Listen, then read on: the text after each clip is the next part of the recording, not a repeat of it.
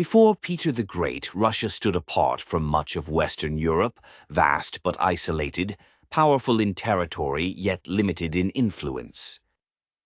By the time he died in 1725, that position had changed. Russia was no longer watching Europe from the outside. It had become a recognized continental power. Peter did not trust slow progress. He believed that a nation could be remade through direct action, and he was willing to force the issue. To learn how the advanced states of the West worked, he traveled through Europe incognito, observing shipyards, arsenals, workshops, and government offices.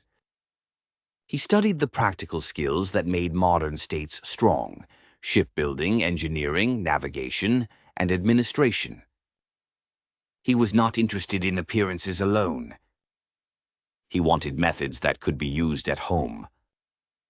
When he returned, he moved quickly. He reorganized the army, introducing more modern training, discipline, and equipment.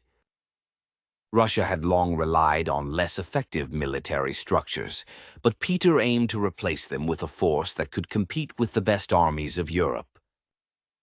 He also created Russia's first modern navy, understanding that sea power was essential to trade, defense, and international prestige. One of his boldest decisions was the founding of St. Petersburg.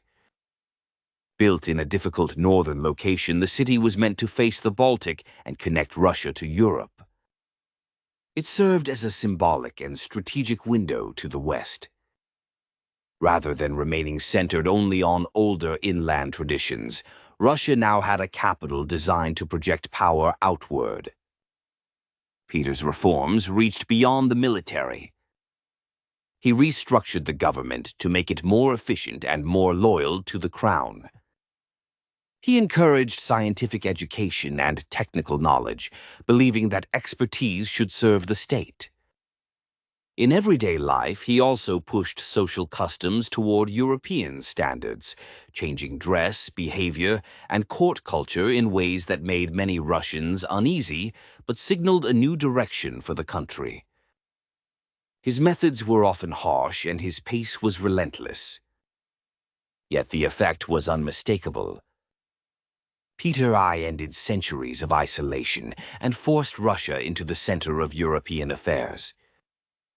By the end of his reign, Russia was no longer a distant outsider. It was a state with modern ambitions, military strength, and a growing voice in continental politics. The reform that stands out most is the creation of St. Petersburg, because it turned Peter's vision into geography, strategy, and identity all at once.